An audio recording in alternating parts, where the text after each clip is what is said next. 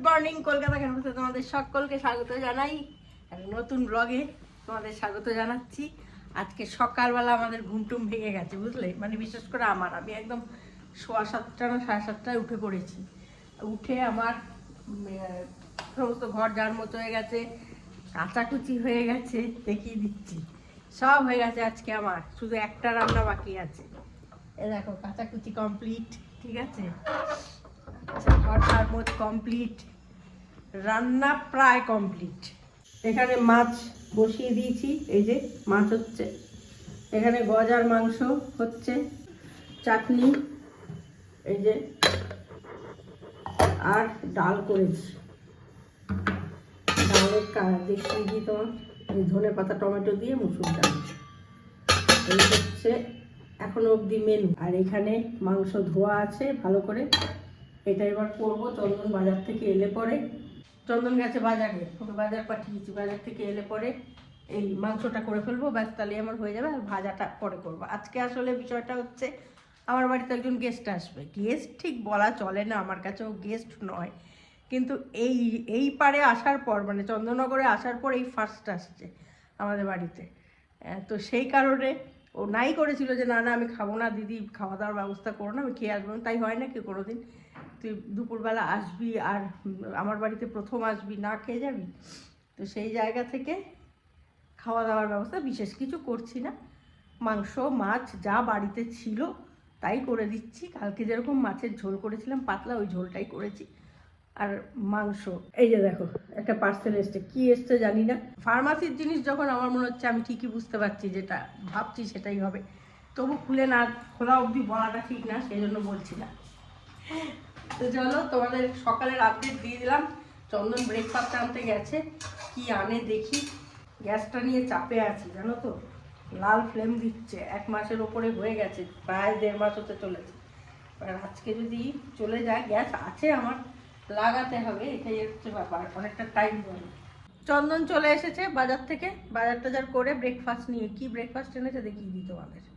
হাত রুটি, এখানে ঘুগনি নাকি না ছোলার ডাল, এইখানে কালো জাম, এইখানে কলা।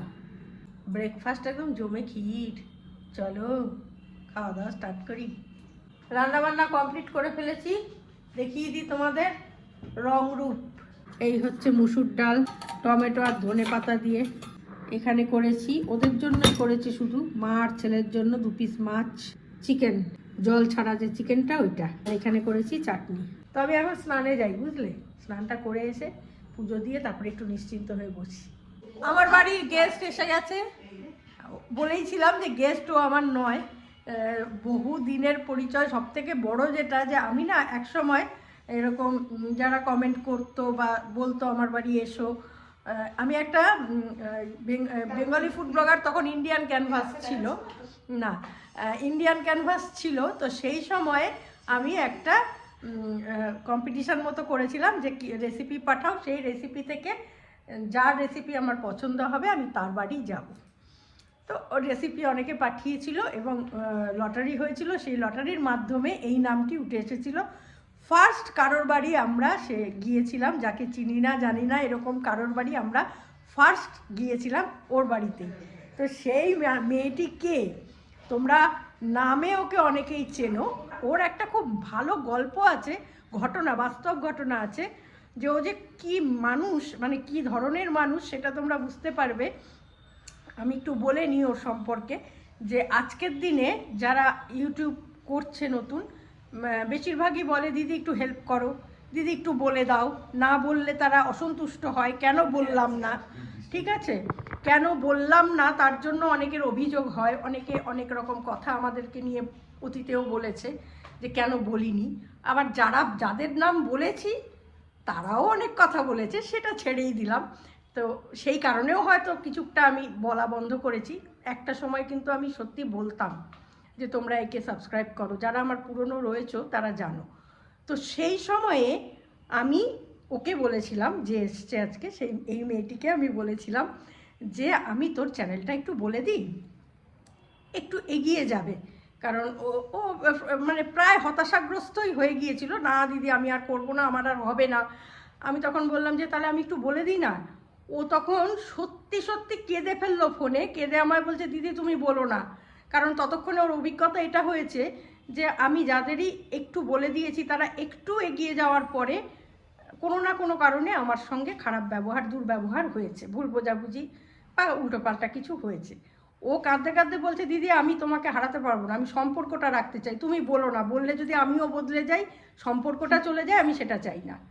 সে হচ্ছে এই ব্যক্তি, তোমাদের এবার দেখাই। এবং আজকের দিনে ও একটা সাকসেসফুল ইউটিউবার, ঠিক আছে। এবং এটা আমার ভীষণ ভালো লাগে, চন্দনেরও খুব, আমরা গর্ববোধ করি ওকে নিয়ে।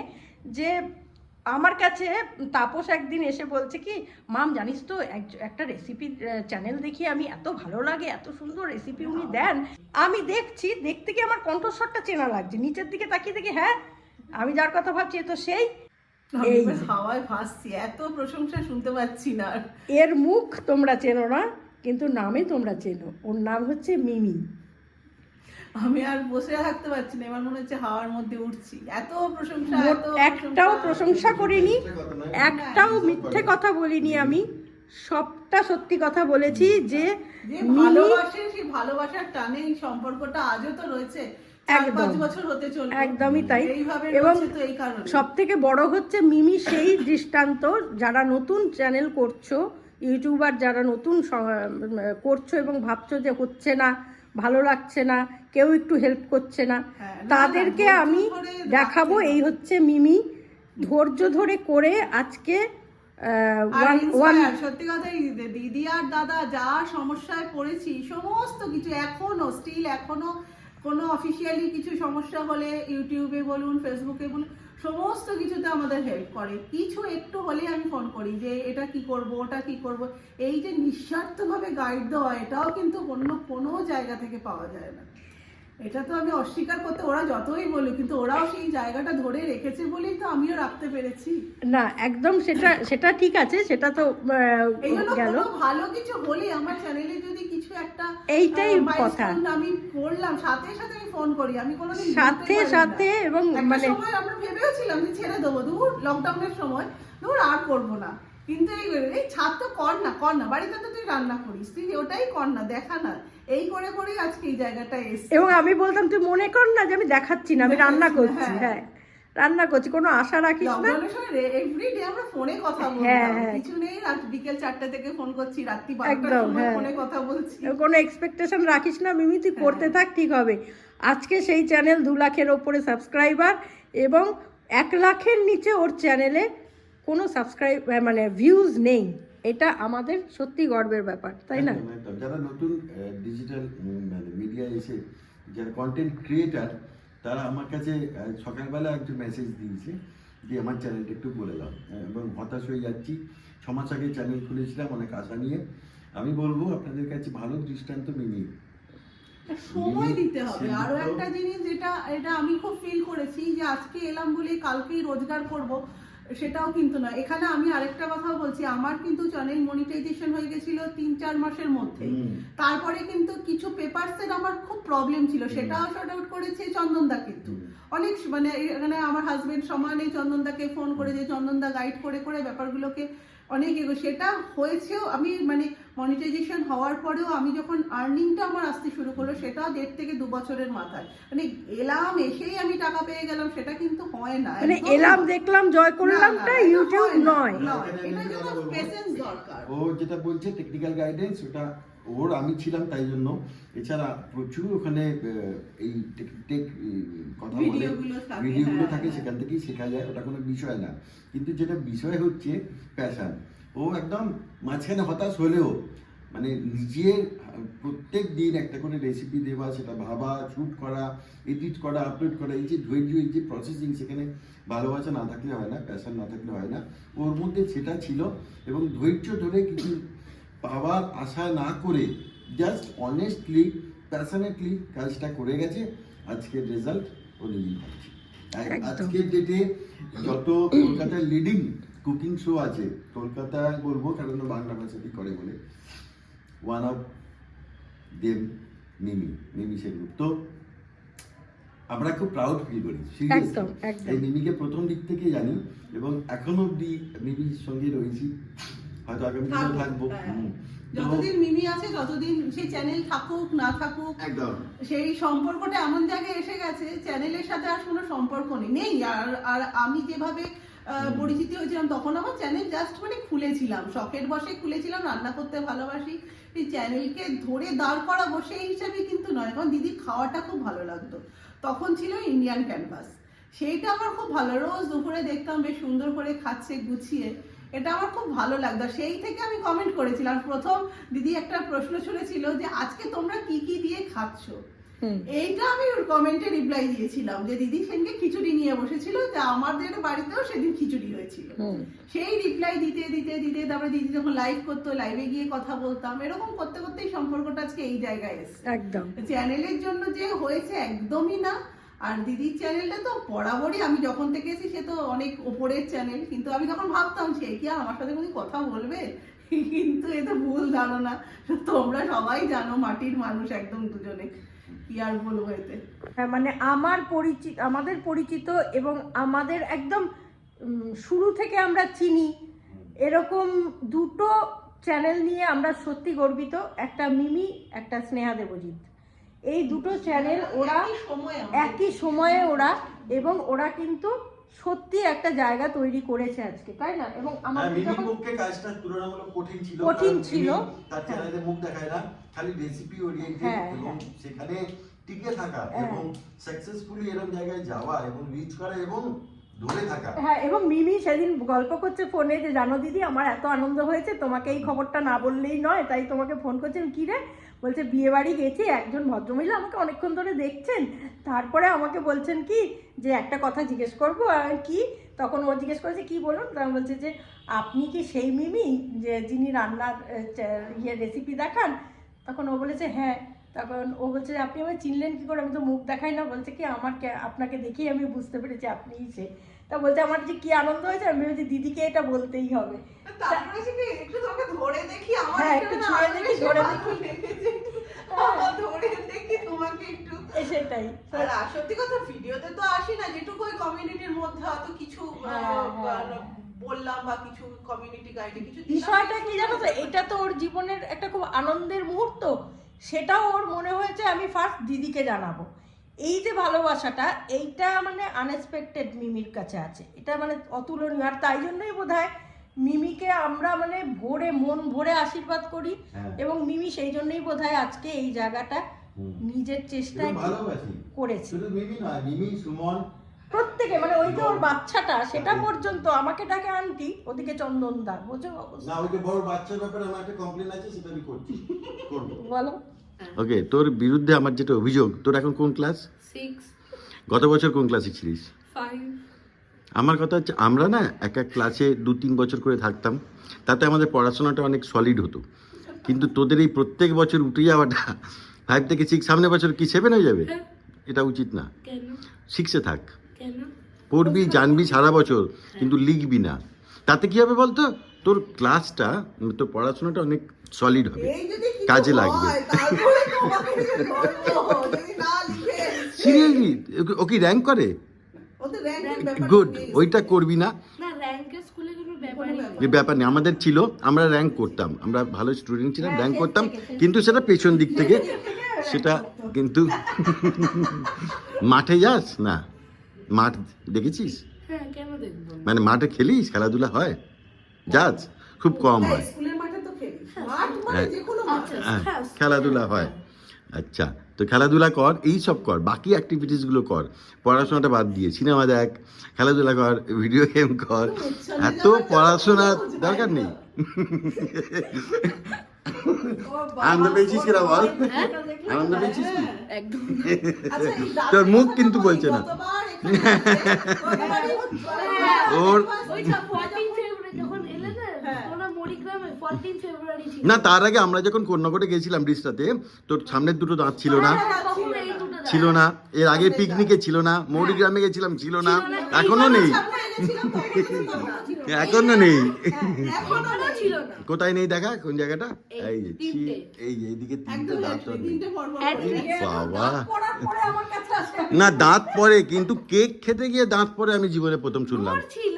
তোর কেক খেতে গিয়ে দাঁত পড়লো? তুই যখন দাঁত নড়ছিল তুই কেক খেলি কেন? কেক খেতে গিয়ে হ্যাঁ। বার্থডে ছিল। ও তাই জন্য কেক খেতে হবে। হ্যাঁ। আচ্ছা, তো এখানে খাওয়া দাওয়া হচ্ছে, মায়ের খাওয়া হয়ে গেছে। মা কেমন খেলেন? আরে কত দিয়ে ভালো। যাচ্ছে, বাবা রে। মিমি কেমন খেলি বল? হ্যাঁ দারুণ, আর না আর কিচ্ছু না। বাবু একটা আরেকটা দে। আরে দাঁড়াও, দিয়েই যাচ্ছে সমানে। এ বাবা দি বদনাম হয়ে যাচ্ছে। কি ভালো খেলি যার নামটা এখন অব্দি, বললাম না। এখন অব্দি কি ভালো খেলি? আমি ডালটা ব্যাপক লেগেছে, মসুর ডালটা আমার ভীষণ ভালো লেগেছে। গৈরিকা টেনশন করছিল, বলছে মিমি আসবে, ও এত রান্নার এত কিছু বলছে, গরিকাতে এখন দারুণ বলছে রান্না কুইন করে, অফ, এটাই বলবো। বলছে কুইন অফ কিচেন।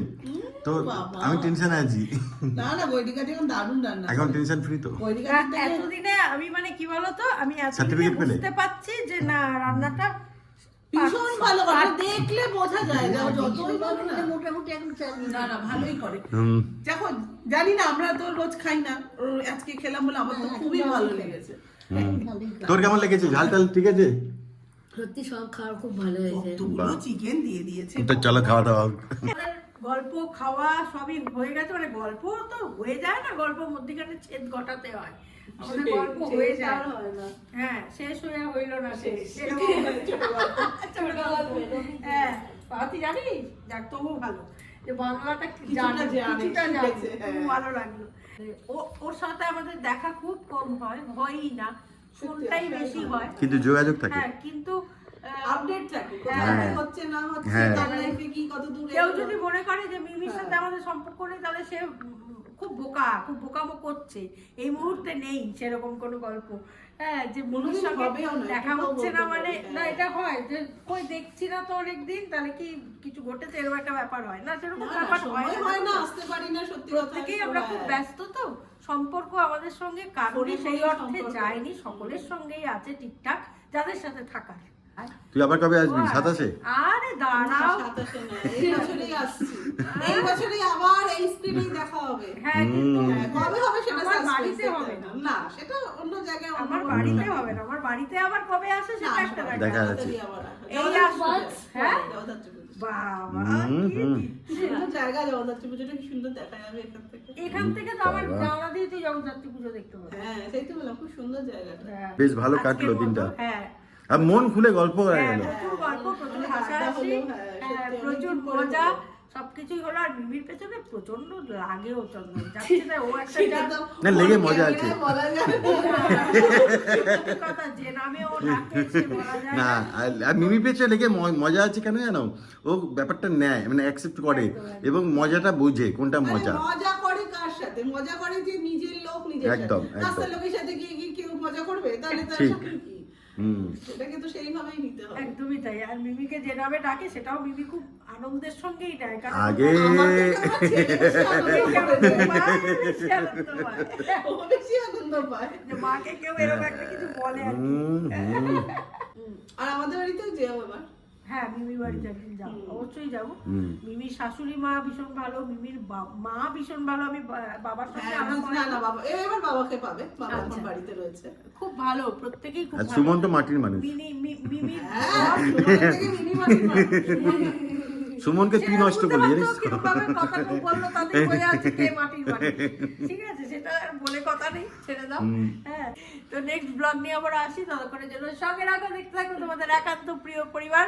ও, এই কথাটাই আমার মনে পড়লো। আমি আগে বলতাম, হ্যাঁ, আমার মনে আছে। ছোট্টবেলা আমি যেদিন প্রথম গেছি ওদের বাড়িতে, বিবি বলছে দিদি ওকে একটু বলো শেষটা না না করতে। না না, আমরা তোমার বাড়িতে গেছিলাম, ওই ইচ্ছাপুর। ইচ্ছাপুর বাড়ি, হ্যাঁ, তাই না? হ্যাঁ, হ্যাঁ। আচ্ছা, শেষটা তুই করে দাও, সুন্দর করে করে দাও তো।